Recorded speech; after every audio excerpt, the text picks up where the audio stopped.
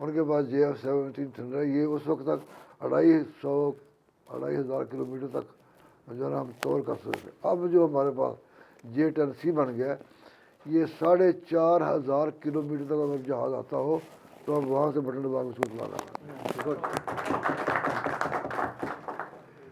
اس طریقے سے کوئی جہاز دنیا کا، امریکہ کیا اس سے بڑا ملک بھی ہو تو ہمارے ملک پر حملہ نہیں کر سکتا ہمارے ایئر فورس کے ذریعے، جہازوں کے ذریعے.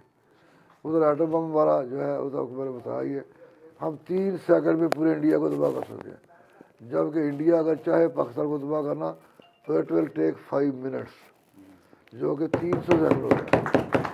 100 گنا زیادہ طاقتور ہے ہمارا ایٹم بم سے.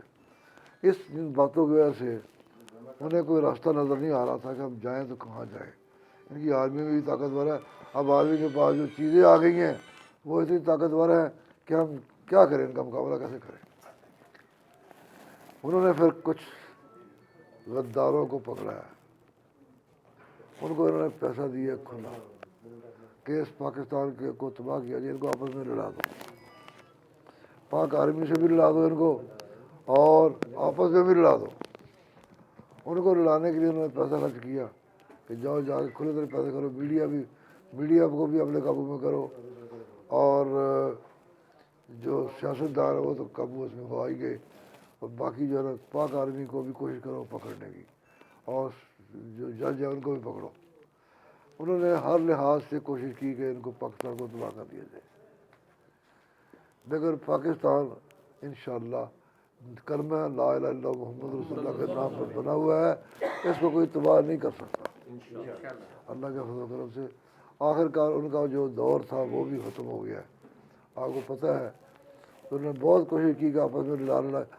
آپ ذرا سوچئے آج سے کوئی 10 سال پہلے ملک میں امن تھا کہ نہیں؟ بے شک لوگ بھوکے ہوں گے لیکن امن ضرور تھا، ذہنی طور پر سکون تھا.